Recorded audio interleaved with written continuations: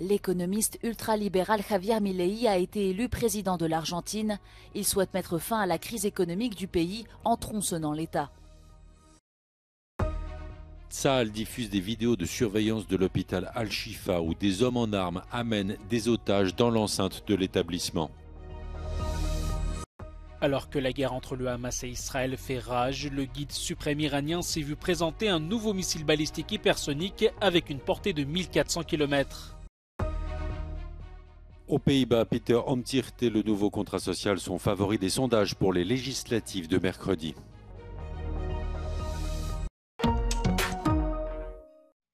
Changement de direction radical pour l'Argentine. Javier Milei, économiste ultralibéral de 53 ans, a été élu ce dimanche président du pays avec 55,7% des voix, 11 points de plus que son rival, l'économiste Sergio Massa, qui s'était lancé dans la course à la mandature suprême après le forfait du président de gauche, Alberto Fernandez. Une victoire écrasante qui sonne comme un rejet sans appel du gouvernement péroniste et plus largement de la classe politique qui s'est partagé le pouvoir ces dernières années. Face à une crise économique sans fin qui voit l'inflation atteindre 143%, les dévaluations se multiplient et le pays flirte sans cesse avec le défaut de paiement. Une situation intenable à laquelle Javier Milei propose un remède radical. Découper l'État corrompu à la tronçonneuse, abolir la banque centrale et éliminer le peso au profit du dollar. Plusieurs personnalités politiques, dont les ex-présidents Jair Bolsonaro et Donald Trump, ont déjà félicité le nouveau président élu.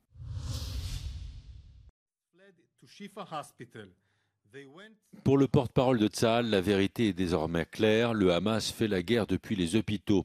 Daniel Hagari s'est exprimé après la diffusion des images de surveillance de l'hôpital Al-Shifa. On peut y voir des otages entourés d'hommes en armes. Le porte-parole accuse également le Hamas d'avoir assassiné la soldate Noa Marciano. 19-year-old IDF corporal Noa Marciano was taken hostage by Hamas terrorists during the massacre of October 7th. Noah was taken into Gaza alive. According to the intelligence we have in our hand, a concrete intelligence, Hamas terrorists took Noah into Shifa Hospital, where she was murdered quickly.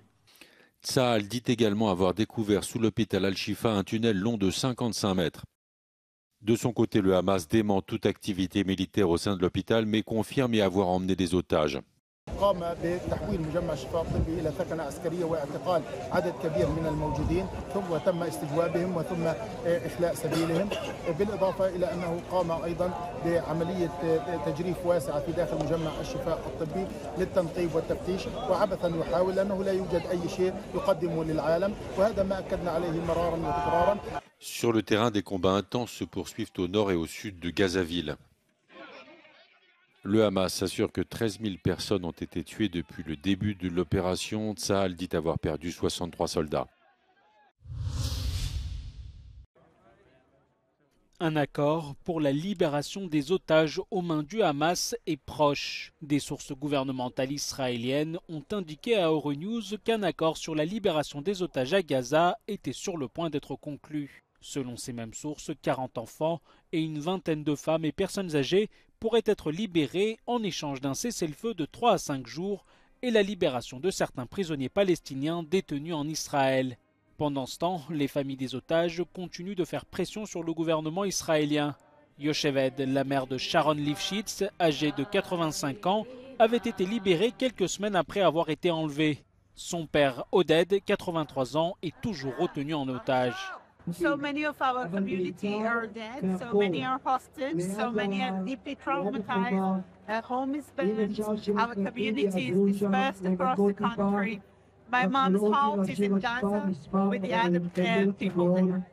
And how was she treated? I think that how she's treated is like one little bit of a story in which there were horrific crimes. We have 1,400 dead.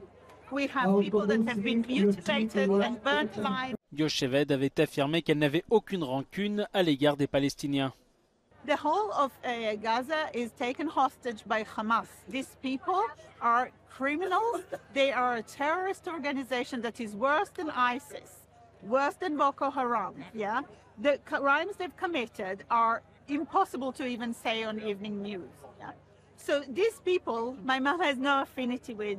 She knows many people in Gaza. She met them over the years. She has seen that, like us, there's human beings there. Des sources ont également indiqué que Washington faisait pression sur Tel Aviv pour atténuer la catastrophe humanitaire à Gaza et permettre l'acheminement de carburant pour les hôpitaux. Entre-temps, l'armée israélienne a intensifié son offensive dans la bande de Gaza, anticipant un éventuel cessez-le-feu. Alors que la guerre entre le Hamas et Israël fait rage, le guide suprême iranien a examiné la flotte de missiles et de drones dont l'un est dénommé Gaza. L'ayatollah Ali Khamenei s'est vu présenter le Fatah 2, une nouvelle version d'un missile hypersonique avec une portée de 1400 km. Le développement de l'arsenal militaire de l'Iran provoque les inquiétudes de nombreux pays, en particulier les États-Unis et Israël. Tel Aviv craint que son territoire puisse être atteint par les armes iraniennes. Plus de 204 000 personnes ont déposé une demande d'asile en Allemagne depuis janvier, un chiffre en hausse de 77%. Alors pour y faire face, l'idée de délocaliser le traitement de ces demandes dans des pays hors de l'Union européenne séduit. Et cette politique gagne du terrain ailleurs en Europe, en Italie, au Danemark, mais aussi en Autriche. European governments see this idea of offshoring asylum processing, moving it elsewhere, as a way to possibly make the return of those who are in need of protection easier, because they wouldn't be admitted to the EU. L'Italie a trouvé un accord avec l'Albanie le 6 novembre dernier pour y transférer ses demandeurs d'asile en attendant que leurs demandes soient traitées par les autorités italiennes. Mais ce projet inquiète certains experts. There is the risk of differential treatment between asylum application that will be examined in Italy and asylum application that will be examined in Albania. Indeed, we have to remember that Albania is not bound to European law and regulation on asylum. This means that there could be some issues in terms of the human rights of the asylum seekers. L'accord prévoit la construction de 2 centres pour accueillir des migrants sauvés en mer par l'Italie. Mais il soulève des questions juridiques. Le droit européen n'admet pas que tous les demandeurs d'asile soient automatiquement détenus. Il exige une individualisation, un examen individuel de chacun des cas. Il exige également que la détention ne soit pas la solution utilisée en premier ressort et qu'on examine la question de savoir s'il existe ce qu'on appelle des alternatives à la détention. Une première évaluation juridique de la Commission européenne indique que le droit européen n'est pas applicable en dehors du territoire de l'UE, mais pour l'instant, aucun projet entre un pays membre de l'UE et un pays tiers n'a encore abouti. Et l'échec récent d'un projet similaire outre-Manche ne présage rien de bon pour l'avenir de cet accord. Au Royaume-Uni, la Cour suprême a jugé illégal le partenariat prévu avec le Rwanda. Dernière ligne droite avant les législatives de mercredi aux Pays-Bas et le parti centriste du nouveau contrat social caracole en tête des sondages d'intention de vote. De Sociaal Contact is de enige partij die de grootste problemen van Nederland nu gezamenlijk kan aanpakken. L'ancien chrétien-démocrate Peter Omtzigt a fondé le parti l'été dernier. Il est économiste, député depuis 13 ans et il pourrait devenir le prochain Premier ministre.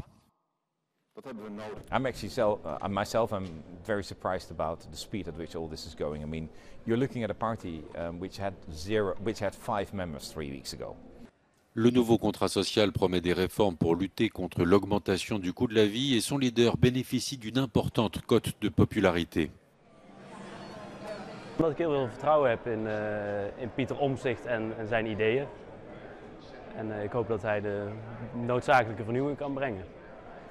Nou, hij is gewoon een hele vriendelijke, aardige man. Echt geïnteresseerd in de anderen, in de medemens. Si son parti sera en tête du scrutin, Peter Omtzigt devra, sauf surprise, former une coalition pour gouverner. Het zal van hem vragen om samen te werken met andere partijen. En het zal van hem vragen om dat grote schip wat een overheid is, om dat dan een klein beetje bij te sturen. Terwijl wat hij nu belooft is bijna een 180 graden draaiing. En dat kan eigenlijk geen ene overheid doen. Dus hij zal toch ook op een bepaalde manier, denk ik, toch mensen teleur moeten gaan stellen. Die nu echt hopen dat alles gaat veranderen. Fernande Van Tetz est la correspondante d'Euronews. With just 2 days to go, it's a very tight race here, and polls show that whatever happens, Pieter Omtzigt and his new social contract will be a force to be reckoned with in Dutch politics over the next 4 years. Both the left and the right will need him to form a coalition. This is Fernand van Tetz, reporting for Euronews, the Netherlands.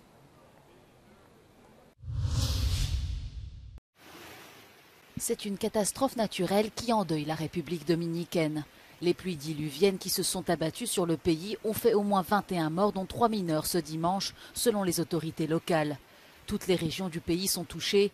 De nombreux glissements de terrain et effondrements de bâtiments ont été signalés.